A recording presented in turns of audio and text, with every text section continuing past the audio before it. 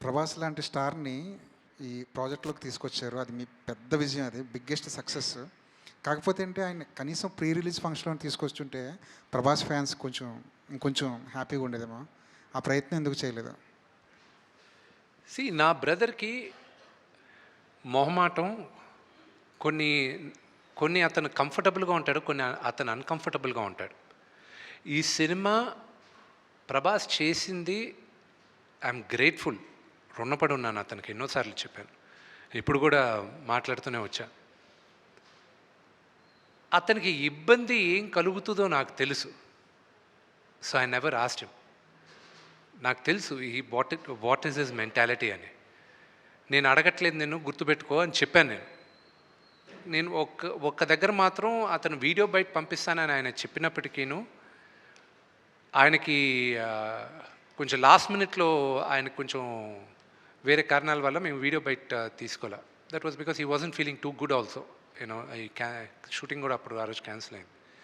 So, అదే గాని why do you want to ఇబ్బంది అనుకునే దగ్గర why do you even want to attempt అనే దాంతో ఇది చేయలే. That's the reason. నిన్న ఒక ప్రెస్ నోట్ రిలీజ్ చేశారు.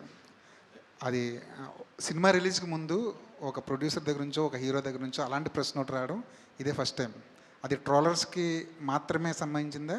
లేదంటే రివ్యూలు చెప్పేవాళ్ళకి కూడా అది ఒక వార్నింగ్‌లా అనుకోవాలా? I'm not in a space, warning ఇచ్చే స్పేస్‌లో నేను లేను. నా సినిమా ప్రతి ఒక్కరూ చూడాలి. 100కి 100 మందికి నచ్చుతుందని ఆశిస్తున్నాను కానీ నచ్చుతుందా అనేది క్వెషన్ మార్క్.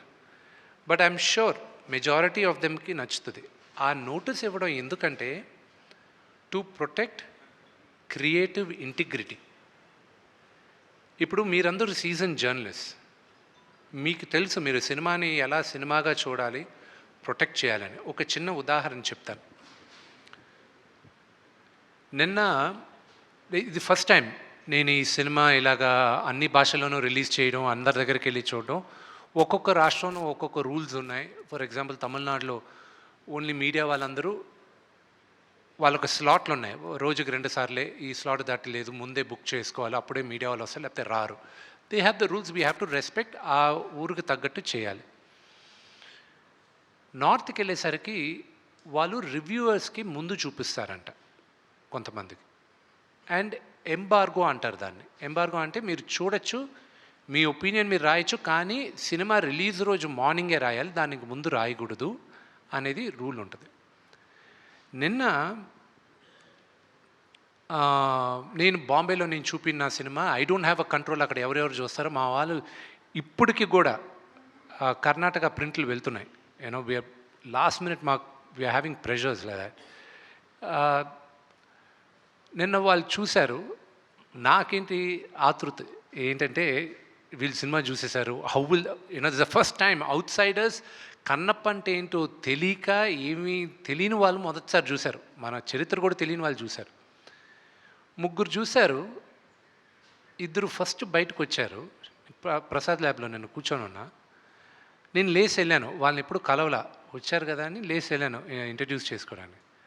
నన్ను చూశారు. ఒక అతను గట్టిగా కౌగులించుకొని ఏడవడం మొదలెట్టాడు. ఐ ఫెల్ట్, నాకు ఏడుపు వచ్చింది. I don't know what to react. He said, last 1 hour నా లైఫ్లో చూడలేదు ఎప్పుడు. ఇట్ వాజ్ అంత హార్ట్ టచింగ్గా ఉన్నింది అని. It gave me a lot of confidence. Of course మహానటుడు రజనీకాంత్ గారి సినిమా చూసి ఆయన అప్రిషియేట్ చేసింది, ఆయన ఒక్క మాట, అది నాకు లైఫ్లో మర్చిపోలేను ఆయన అన్న మాట. ఇతను అనిన తర్వాత ఎంబార్గో ఉన్నప్పటికీను నిన్న రాత్రి రివ్యూ వేసేసాడు ఆయన. రివ్యూ వేసి ఒక ఆయన ఏమో 3.5, ఇంకో ఆయన 4 ఇచ్చారు వాళ్ళు. ఇంకో ఆయన నేను రిక్వెస్ట్ చేశాను, sir at least wait till Monday morning అని. సో వాళ్ళు ఫ్రైడే మార్నింగ్. ఈ రివ్యూ వచ్చిన కరెక్ట్గా 3 hours దే వర్ రివ్యూస్. తెలుగులో కూడా చూసాం. సినిమా ఓన్లీ 0.5 on 5 అని 42 రివ్యూలు ట్విట్టర్లో వచ్చాయి. Now there is a team చెన్నైలో కాంట్రాక్ట్ ఇచ్చాం ఇలాగా చేయడం. అలాంటి వాళ్ళకే, it is only for them, not for season professionals like you. మీరందరూ చూసి ఆదరించి మీరు మీ సలహాల ద్వారా సినిమాలు వెళ్తాయి కానీ but these are for the mischief mongers అంతే. రెండోది కూడా సినిమా చూస్తూ అక్కడ వీడియో తీస్తూ పెడతారు, దట్ ఈస్ వెరీ రాంగ్. సినిమాను ఎంజాయ్ చేయట్లేదు, ఇక్కడ వీళ్ళు చేయట్లేదు. అలాంటి వాళ్ళకి వీ హ్యావ్ మ్యాప్డ్ ఇట్. వాళ్ళ అకౌంట్స్ కానీ యూట్యూబ్ ఛానల్స్ కానీ if they do piracy like that they will be totally blocked. So ఆ జాగ్రత్తలు మనం తీసుకున్నాం. అల్టిమేట్గా సినిమా బతకాలి.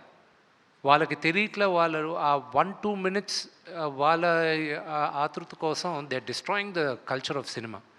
అంతేగాని వార్నింగ్ ఇచ్చేసి నాకెక్కడిది కాదు. ఇది మీరు చెప్పిన ఈ సిచ్యువేషన్ నిజంగా ఇప్పుడున్న సిచ్యువేషన్లో ఎంతవరకు మనం ఆపగలం? అది మీ చేతుల్లో ఉందండి, అది మీడియా చేతుల్లో ఉంది. ఐఎమ్ యాంటిసిపేటింగ్ రేపు మార్నింగ్ ఏం జరగబోతుందో. ఒక పాపులర్ థియేటర్ బయట కూడా మాకు ముందే ఇన్ఫర్మేషన్ వచ్చేది, ఇలాగొచ్చి అక్కడ గొడవ చేయబోతున్నాం, ఇది XYZ అని. అది ఇలాంటివన్నీ అనేక మంది సినిమాలు అంత పెద్ద హీరోలకి అనేక రకాలుగా జరుగుతూ ఉంటాయి అన్ని సినిమాలకి. కానీ మీ వర్క్ మాత్రమే ఇట్లాంటివన్నీ ఎలా వస్తాయి సార్? నాకు అర్థం కాదు.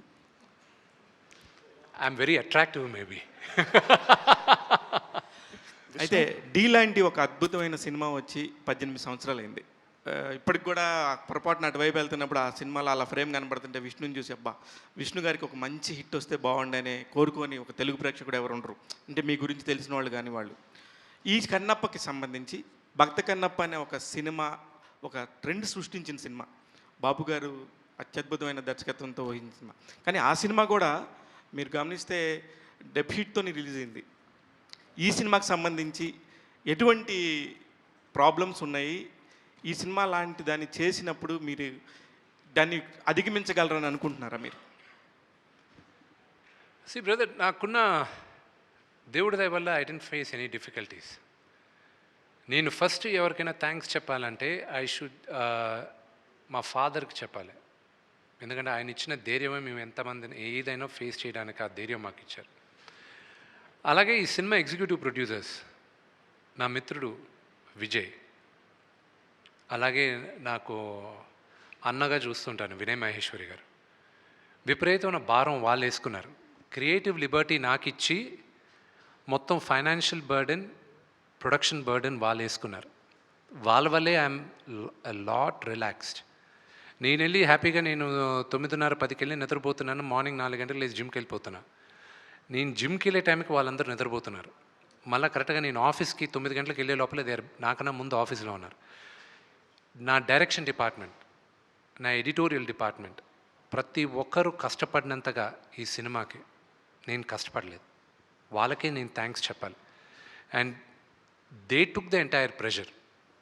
ఐఎమ్ జస్ట్ టేకింగ్ ద ఇప్పుడు వీళ్ళందరూ ఎలా ఉన్నారంటే, ఇప్పుడు నా పక్కన కూర్చున్న డైరెక్టర్ కానీ ఎడిటర్ గారు కానీ వీళ్ళందరూ ఇప్పుడు శివ సినిమా చూశాడు, నాన్నగారు చూశాడు, కదిపితే ఏడ్చేటట్టు ఉన్నారు అందరూ. We're all waiting for the movie. ఇప్పుడు మేము రిలీజ్ అవుతుంది అనుకుంటూ ఉన్నాం.